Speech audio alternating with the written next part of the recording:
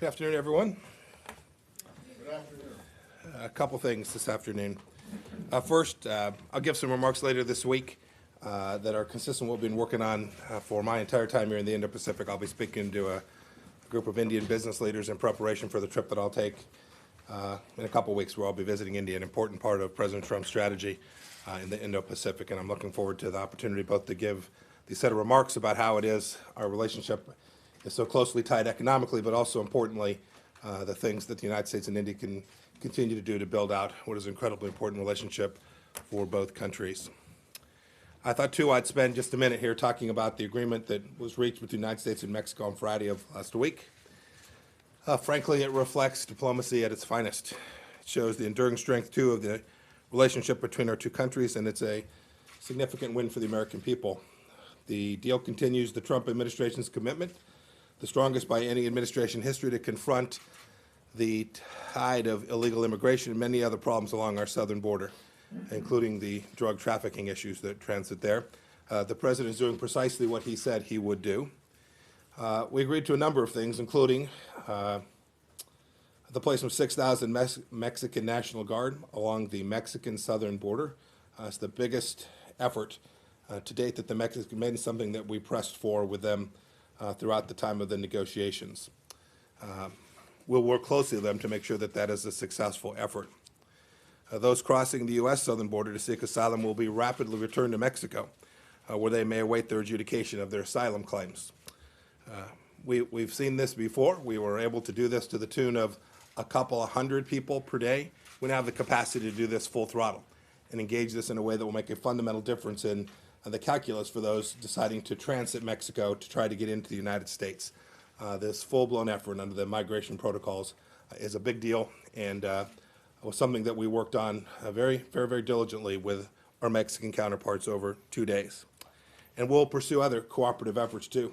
For much of last week, Foreign Secretary Berard and his team were excellent partners in all of this. We worked alongside them with our team here at the State Department. I've seen some reporting that says that these countless hours were nothing, that they amounted to a waste of time. I can tell you that the team here at the State Department believes full-throatedly that this is an important set of agreements, important set of understandings, one that we'll continue to work on, because in the end, we'll be measured by the outcomes that we deliver with respect to stemming the flow of illegal immigration into our country. I want to, on that note, repeat my personal gratitude to Foreign Secretary Berard and his team. They worked hard, they were diligent, they defended the Mexican people. I think we made both of our countries proud with this agreement. I spoke to President Trump not too long ago about this. He is grateful to everyone who made this happen, and he had a chance to speak with President Obrador about this as well. As I mentioned, this isn't the end of the road. We've got a lot of work to do to implement what we've agreed to, not just in the joint declaration, but the approach to the region for Central America that we agreed to last December. And we have full confidence, as President tweeted yesterday, that Mexico will fulfill its shared commitments. We'll continue to work with Mexico to discuss migration and asylum issues, and if necessary, we'll take additional measures that the Mexican government agreed to during these conversations as well. I look forward to great cooperation between our two countries, and with that, I'm happy to take a couple of questions.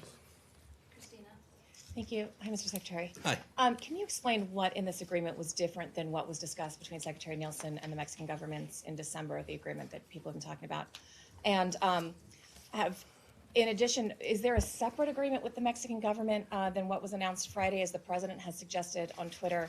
And both sides have said if there's not enough progress, we're going to come back to the table and reevaluate. How are you measuring that? What kind of metric are you going to use? Is there a specific number or target you need them to hit? Sure. So I was part of those conversations in Houston in December when the original migrant protocols were put in place. The scale, the effort, the commitment here is very different from what we were able to achieve back in December, and frankly wouldn't have happened. The entire team from the Mexican government that came up because the president had raised the specter of 5% tariffs on their products. It's what prompted this series of conversations that took on a level of seriousness and a timed commitment that we were committed to getting done before the weekend. And so it's a fundamentally different commitment about doing this across the entire border at scale. You see the numbers in the several thousand per day. Those are the folks that will now be subject to the migrant protocols and will be, when appropriately adjudicated, returned to Mexico to await their asylum hearings inside of Mexico. As for other agreements, there were a number of commitments made. I can't go into them in detail here, but each side was committed to a set of outcomes. The United States retained its ability to use its own determination of whether there was success along the border. You saw that the announcement was that the president would indefinitely suspend the tariffs. That means if it's the case that we're not making sufficient progress, that there's risk that those tariffs will go back in place. And as we had these conversations with my foreign secretary, my counterpart Marcelo, we both understood that. It means that we've got hard work to do over the coming days and weeks to deliver on those actual outcomes on the ground along our southern border. I know the Mexican government's committed to it, and I know that not only the State Department, but DHS and all the others who have real responsibility that will deliver this. I'm confident that this hard work will we will go hand in hand to make this deliverable, something that we can all say, yep, this resulted from what we did last week. And is there a metric that you're going to use to judge that? Like, how will you decide how much progress, or if enough progress has been made? We will evaluate this literally daily. Mr. Secretary, good afternoon. What do you think about other countries, such as Brazil and Panama, helping with this? Are you talking to them about perhaps backing up Mexico in its efforts to stem this migration, given that it's... And again, coming to my colleague's question, how much time are you prepared to give this to make sure that it's actually working? Yeah, so I can't answer the second question. Some amount of time. This won't be instantaneous. It won't happen today, but the work has already begun. So I don't know. The agreement, we talked about 90 days, but I imagine that we'll know the effectiveness, the ability of us to work together to deliver this much more quickly than that. Perhaps a month, perhaps 45 days, we'll have a good sense of whether we're able to achieve these outcomes in the way we're hoping that we can. As for other countries, yes, we're going to work with the Central American countries too. A good deal of the folks who are transiting into our country are coming through Mexico and are not originally from Mexico. And we have high expectations they'll deliver as well. We have teams that will be working there this week to get agreements with those countries to put the onus where it is for them to make sure that that their citizens are not the ones transiting through Mexico into the United States. Sir? We'll take one more. Okay. EDC? Just to follow up on that, in the agreement it says the United States and Mexico will lead in working with regional and international partners to build a more prosperous and secure Central America. But there have been steps to cut aid to Central America. So I'm wondering how that fits and whether you're committing resources, not just sort of negotiations to this. Are you going to put money into it or expertise?